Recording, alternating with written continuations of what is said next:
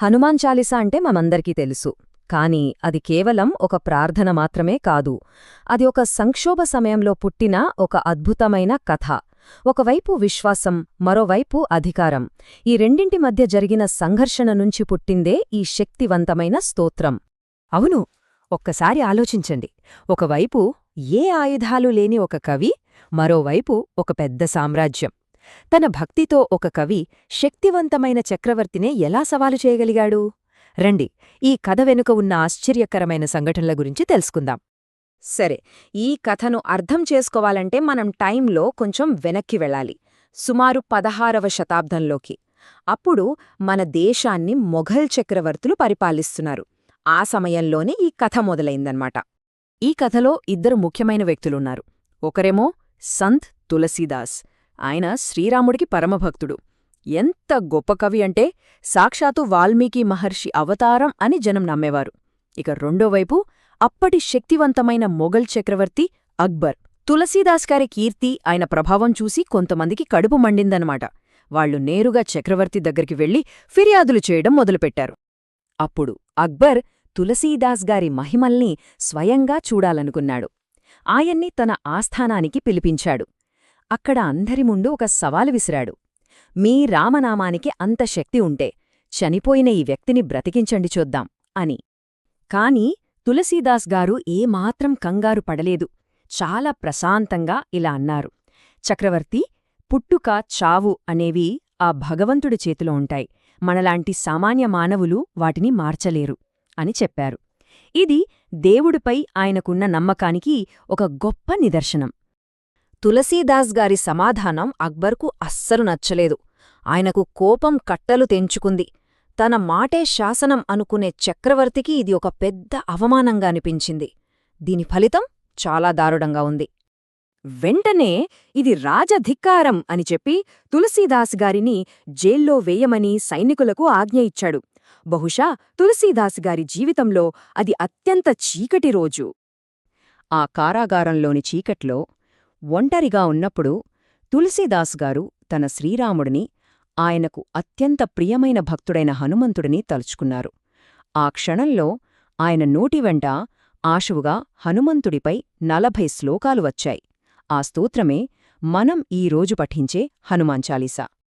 ఆయన చాలీసాను పూర్తి చేశారో లేదో ఒక ఊహించని అద్భుతం జరిగింది. ఎక్కడినుంచో వేల కొద్దీ కోతులు అకస్మాత్తుగా అక్బర్ దర్బారును ముట్టడించాయి. ఆ కోతులు దర్బారులోకి దూసుకొచ్చి సైనికుల చేతుల్లోంచి ఆయుధాలు లాగేసుకున్నాయి. దర్బారంతా గందరగోళం, ఒకటే కలకలం. చక్రవర్తితో సహా అందరూ భయంతో వణికిపోయారు. మొత్తం సభే స్తంభించిపోయింది.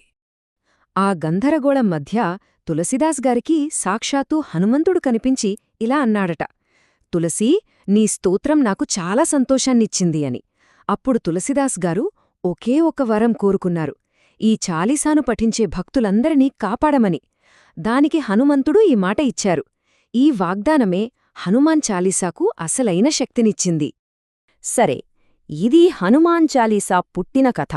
మరి అసలు చాలీసా అంటే ఏమిటి? దాని నిర్మాణం ఎలా ఉంటుంది? దాని గురించి ఇప్పుడు చూద్దాం.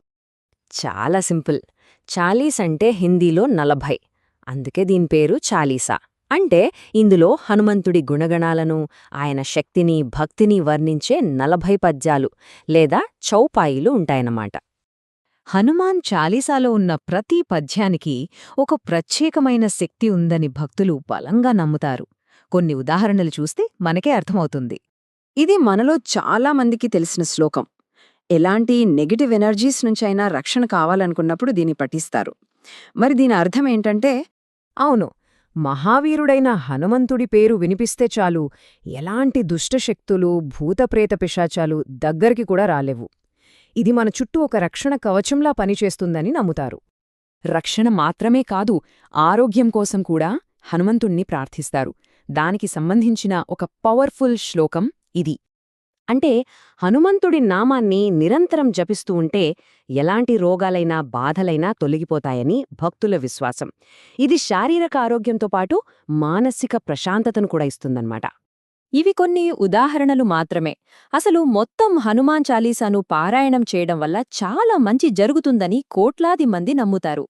ఉదాహరణకు శనిగ్రహం వల్ల కలిగే దోషాల నుండి బయటపడటానికి, జబ్బులు మరియు నొప్పుల నుండి ఉపశమనం పొందటానికి, మానసిక ప్రశాంతత కోసం, నెగటివ్ ఎనర్జీని దూరం చేయటానికి, ధైర్యం, బలం పొందటానికి, అంతేకాదు కోరుకున్న కోరికలు నెరవేరడానికి కూడా హనుమాన్ చాలీసాను పఠిస్తారు.